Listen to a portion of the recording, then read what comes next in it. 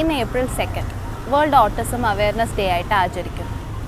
ഓരോ കുട്ടിയും യുണീക്കാണ്, അതുപോലെ തന്നെ അവരുടെ ബിഹേവിയേഴ്സ്. പലപ്പോഴും പേരൻസ് വന്ന് പറയാറുള്ളതാണ്, കുട്ടിക്ക് ഭയങ്കര ബിഹേവിയേഴ്സാണ്, ഇതെങ്ങനെ മാറ്റിയെടുക്കാം എന്നുള്ളത്.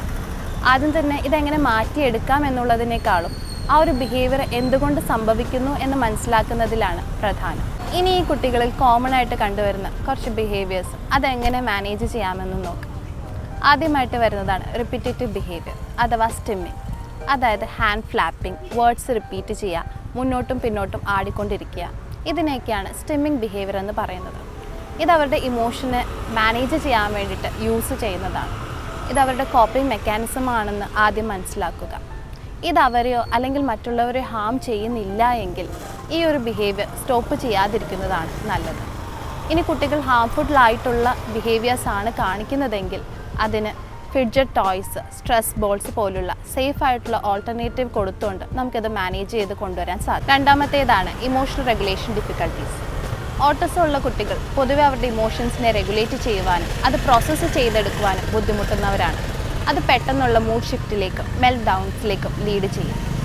ഇതിനായി കാമിംഗ് സ്ട്രാറ്റജീസ് പഠിപ്പിച്ചു കൊടുക്കുക, അതായത് deep breathing, stress ball squeeze ചെയ്യുക എന്നിങ്ങനെ. അതുപോലെ തന്നെ ഒരു വിഷ്വൽ ഇമോഷണൽ ചാർട്ട് യൂസ് ചെയ്യുക.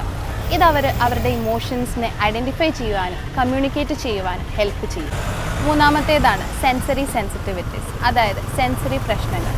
ചില കുട്ടികൾക്ക് ലൗഡ് നോയ്സ്, ബ്രൈറ്റ് ലൈറ്റ്സ്, ചില ഫാബ്രിക്സിൻ്റെ ടെക്സ്ചറുകൾ ഇതൊക്കെ പെട്ടെന്ന് ഡിസ്ട്രെസ് ഉണ്ടാക്കുകയും അത് മെൽറ്റ് ഡൗണിലേക്ക് ലീഡ് ചെയ്യുകയും ചെയ്യുന്നു.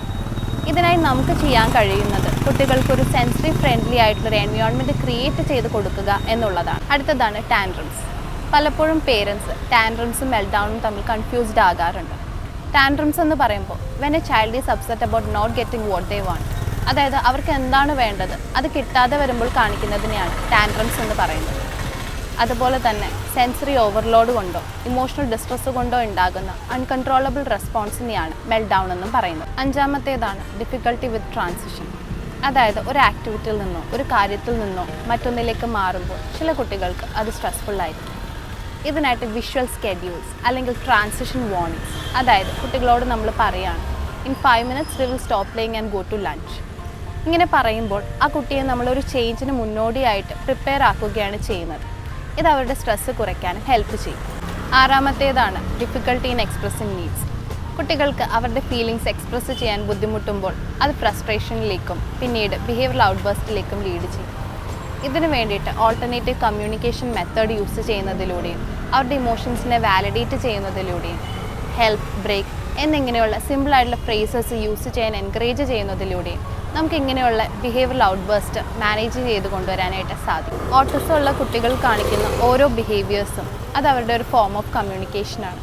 അതുകൊണ്ട് തന്നെ അത്തരത്തിലുള്ള ബിഹേവിയേഴ്സ് എന്തുകൊണ്ട് സംഭവിക്കുന്നു എന്ന് മനസ്സിലാക്കുമ്പോഴാണ് നമുക്ക് അവരെ നല്ല രീതിയിൽ സപ്പോർട്ട് ചെയ്തുകൊണ്ട് മുന്നോട്ട് കൊണ്ടുവരാനായിട്ട് സാധിക്കുകയുള്ളൂ.